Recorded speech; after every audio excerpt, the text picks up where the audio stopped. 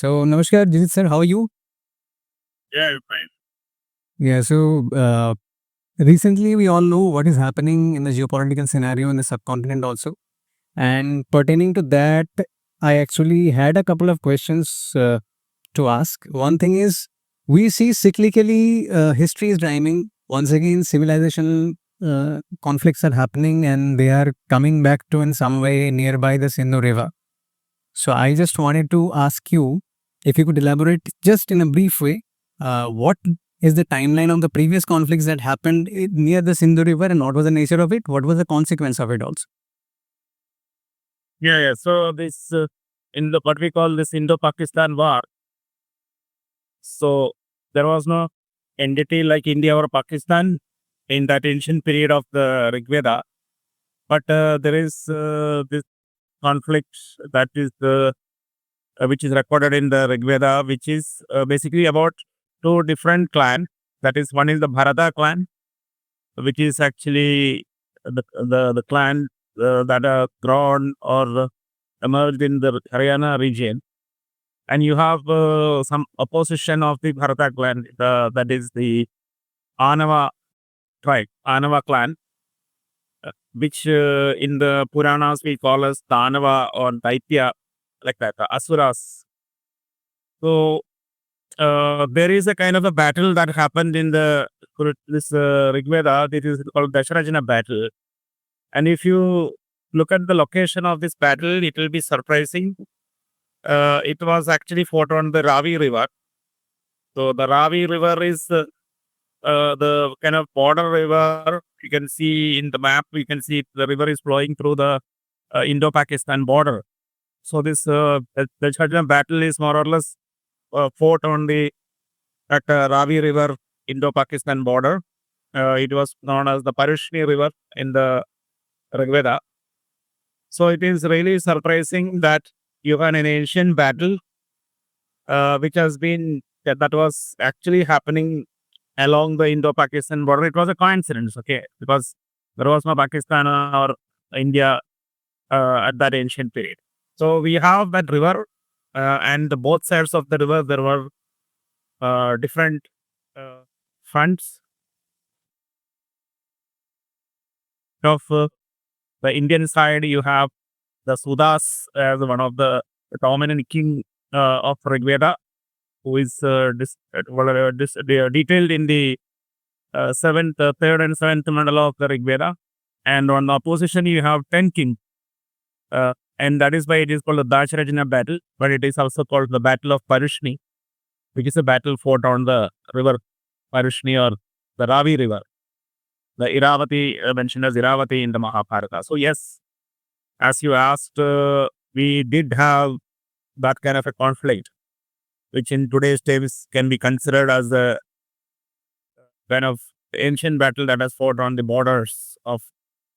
And in one of the conversations, I heard Mr. Sanjit Sanyal, he was speaking about this Tutsu tribe, the Tutsu tribe, Tutsus. So they were basically the winners in the Dasarajana battle? Yes, so this Sudas that I have mentioned, so he is basically a king belonging to the Tutsu tribe. And the Tutsus are basically a branch of the Bharatas. Yeah, so one thing they did is, what I heard according to his description is that these tribes that fought with the Tutsus, their gods were not eliminated. Tutsus actually, after this war happened and the consolidation happened, they actually included the gods of the other tribes and the worship was done together. So no god was seen down or upwards. There was no discrimination among different religions or different faiths at that time. Do you have any such documentation regarding that? Yes. So the Bharatas, that is represented by Sudas, who belongs to the Tutsu tribe of the Bharata clan. So it's basically a branch of the Bharatas. So they have worshipped Indra and many Vedic gods.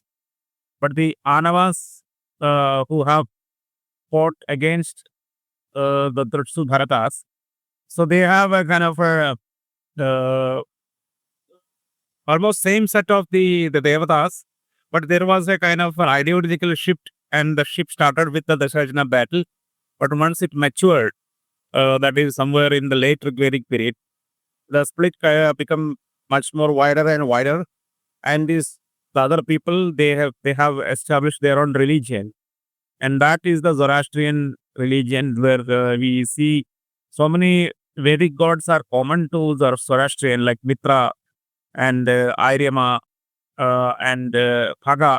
So many Vedic gods are also present in the Zoroastrian pantheon of gods, but they are very much opposed to Indra, because Indra is the main god of the Sudas. Is the ancestral memory basically playing out? Yes, the ancient memory of the battle wherein they were defeated. And in Rigveda, you can see sage Vashishtha giving credit to Indra, the patron god of Sudas. So the victory of Sudas is credited to Indra.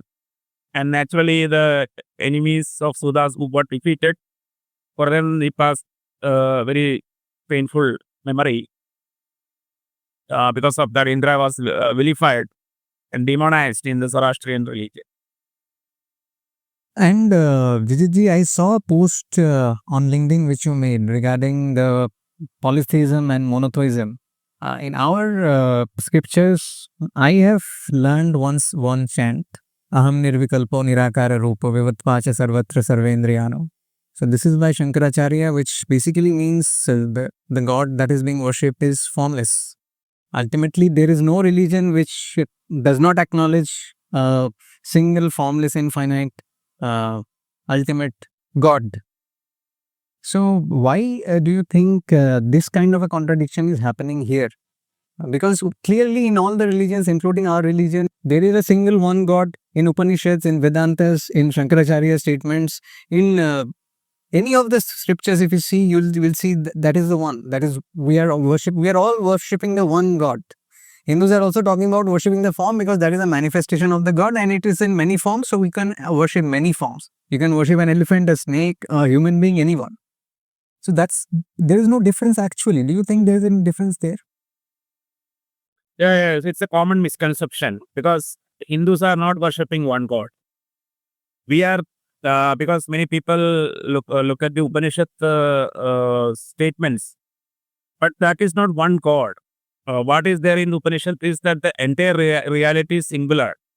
So whatever this monotheist people in the West Asia, in order to downplay the difference of the Sanatana Dharma, which supports polytheism and diversity, they try to paint the Hindu tradition as monotheist, and they try to say that the Hindus are also worshipping one god. We are not worshipping one god.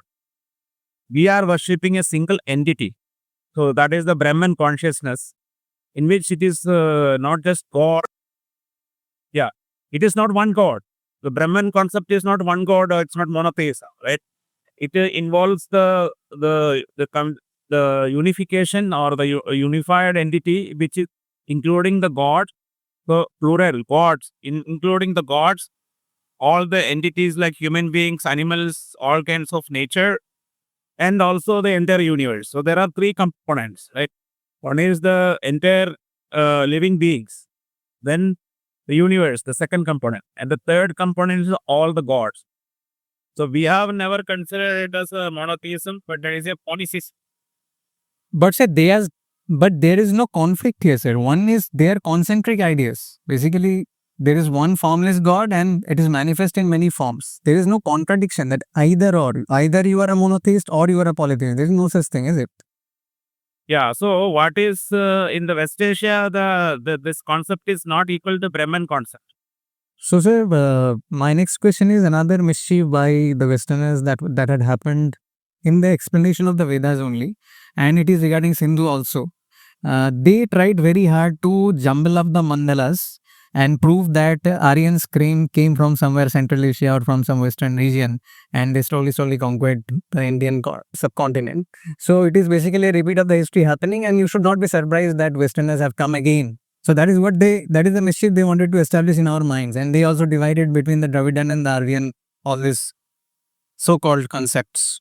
So you have researched the mandalas and created a chronology which was so beautiful. You could just briefly tell about that. the actual chronology, which actually debunks this idea of Aryan theory. Yeah, the chronology, the mandalas, of course, the basic thing is the Rigveda composed of 10 mandalas. And many of the Westerners have no clue about which is the oldest mandala, which is the youngest mandala, etc. A few of them have some idea, okay, the 10th mandala is the oldest. There are no dispute because it contains a lot of elements which are very late. But between the mandalas from 1 to 9, they get a lot of confusion because they don't have any clarity of which is the oldest. So the kind of research that I follow, there is a kind of very clear clarity of who is the ancestor, who is the descendant. So there are multiple types of lineages in the Rigveda: royal lineages, the lineage of kings, and ascetic lineages, the lineage of ascetics. So the royal lineage, we have definitely you have the lineage of the Bharatas, like Dritsu Bharatas, like, so for example, I mentioned about Sudas. So his ancestor Divodas, he was mentioned as contemporary in the 6th mandala of the Rigveda. And Sudas himself is contemporary in the 3rd and 7th mandala. And there is a descendant of Sudas called Sahadeva, not to be confused with Pandava Sahadeva, but it's a different king Sahadeva. And he is contemporary to the oldest part of the 1st mandala. And then Sahadeva's descendant Somaka is contemporary to 4th mandala. So you have all these relationships inside the Rigveda, and it is not very difficult for us to chronologically sequence the Rigvedic mandalas.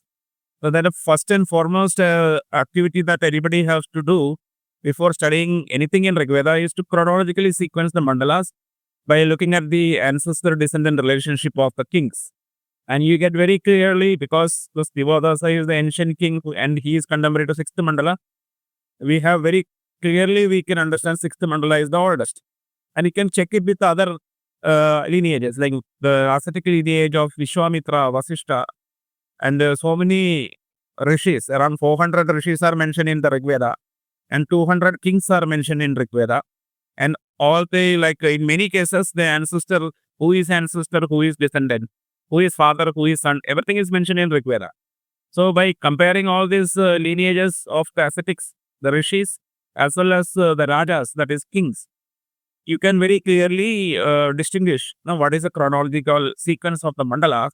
And to cut it short, the 6th is the oldest, then comes the 3rd and 7th mandala, where Sudas is contemporary, then comes the 4th mandala, then comes the 5th one, like that. The 4th and 2nd, the 5th, and then 8, 9, and 10. The last mandalas are numerically as well as chronologically in sequence. 8th mandala, 9th mandala, 10th mandala. So the kind of correct chronological sequence of Rigveda. And once you understand that, the migration becomes very clear, because in the 6th mandala, you have rivers like Ganga mentioned, Saraswati is mentioned, and Drishadvati, the tributary of Saraswati, and Apaya, another tributary of Saraswati. So all the rivers are in Western Uttar Pradesh and Haryana.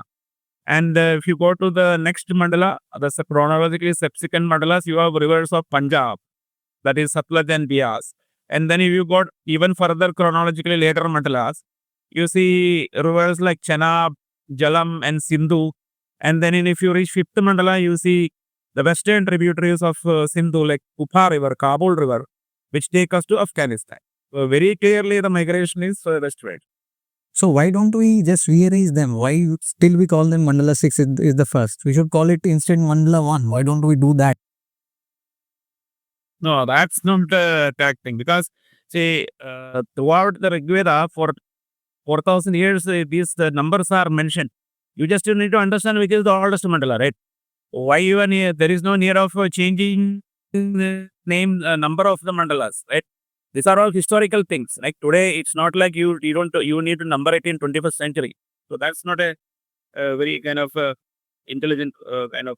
This numbering was done by the rishis only. It was not done by the Westerners. Not by the British, it's by the Rishi. Okay, I understood. I did not know that. So the next question, because you are talking about the lineages, and based on these lineages, you have also created a chronology and timelines of the Ramayana and the Mahabharatas. So if you could give some specific proofs, because there are a lot of historians who are claiming different timelines, starting from 7,500 to 3,300 to 1,700 nearby, which you were saying. So if you could just just brief, what are the proofs that your timeline is having certain kind of proofs? You just tell us about those proofs in a brief way. Yeah. See, what happens is that something very unfortunate happened in India because the Aryan invasion theory is projected on us. So they have arbitrarily decided that Rigveda is 1500 BC, later to 1500 BC, and they give a very late, very compressed chronology of, after Aryans came in here 1500 BC, they got settled for some 200 years to 300 years. And 1200 BC onwards, the Rigveda they have authored, and by 800 BC they completed it. And then all of a sudden, Brahmanas, Aranyakas, Upanishads, Itihasas, Puranas, everything is authored by 500 BC, because after 500 BC, Buddha is much. So this is a total compressed and nonsense chronology that the Westerners have created. But then in reaction to that, because once you start compressing, there will be natural reaction to that compression. So our people got hurt. So many nationalist researchers, they started expanding it like anything. So their objective was almost like in reaction to the this Max Muller and other Western scholars with Aryan invasion theory. So in reaction to the Aryan invasion theory, they retaliated. Emotionally, they retaliated and they put a very exaggerated chronology. So some people, there is no limit to it. Some people say Rigveda is 85,000 BC.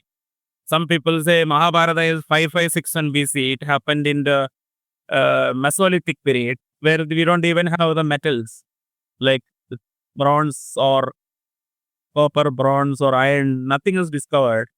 And some other guy will tell that Ramayana happened in 12,209 BC, where it was a Paleolithic age, Stone Age.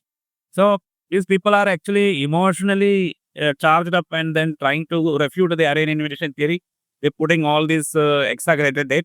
So it has created a kind of a very unfortunate situation where in reaction to the Aryan invasion theory, you created something even much more nonsensical dates. So what happened is when you look at the actual data inside the Rigveda, it is reflecting the Bronze Age. And the Bronze Age in the northern India, that is Indo-Gangetic Plain, the Bronze Age is from 3000 BC to 1900 BC. And that is also corresponding to the date of the Rigveda, because it's a pure Bronze Age culture. Now, why is 1900 BC? Because after that, the Iron Age started. The Iron Age is not mentioned in the Rigveda. So definitely the iron-related things are later to the Rigvedic period. But of course, in the Yajurveda and Samaveda and Atharvaveda, Iron is mentioned. Ramayana and Mahabharata, Iron is mentioned. So naturally, we date the late part of the final concluding part of the Yajurveda, Samaveda and Atharvaveda as later to 1900 BC, because iron is mentioned there.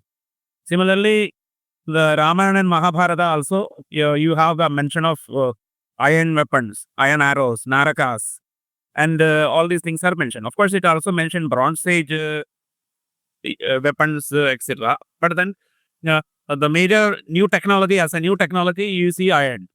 So my dating is actually corroborates the metallic, the age of the development of the metals. So the Rigveda is correctly aligned to the Bronze Age, 3300 BC to 1900 BC. And the Itihasas, Ramayana and Mahabharata is correctly aligned to 1950 to 1750 BC.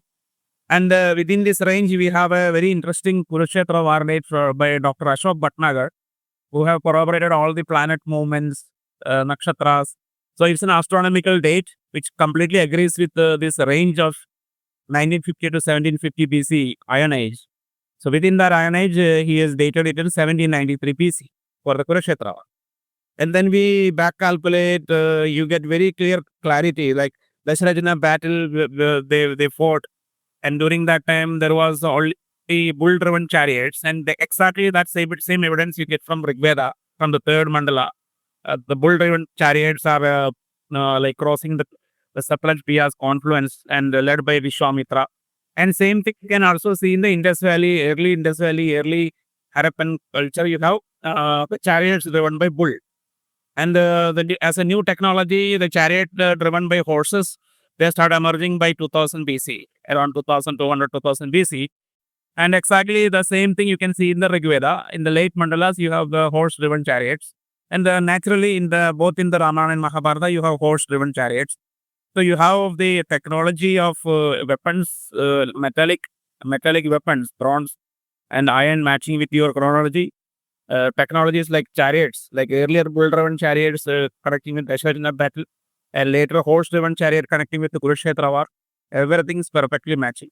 And the last point is Saraswati River. So in the early Rigvedic period, Saraswati is mentioned as flowing from the mountain up to the ocean. But in the late Rigvedic period, there is a lot of dry climate mentioned, like Anavas.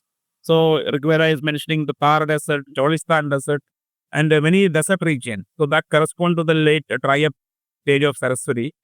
And lastly, the same thing is corroborated by Balarama during the Kurukshetra War, where he sees the Saraswati as dried up by half. It was flowing up to Vinashana, and after that there is no water, completely dried up. And Balarama was using it as a road from Dwaraka up to Kurukshetra. Okay. And also you mentioned something about the lineages regarding Rama and Shantanu's timings. So if you could pay upon that. Correct. So the Rig Veda is a very important text for our Bharatiya Itihasa. So of course the Rig Veda is a liturgical text which is focused on the prayer of Indra and others. But because of its the development in the ancient period, it has well captured the chronology and geography of that period. And in that, it also captures some of the Aitihasic kings. So Shantanu and Devapi is mentioned in the 10th mandala of the Rig Veda. And that connects Rig Veda to Mahabharata, where Shantanu and Devapi are very prominent. And you have Shantanu's son Vijitra Virya mentioned in the Yajurveda. Even Dhritarashtra also mentioned the Yajurveda. And then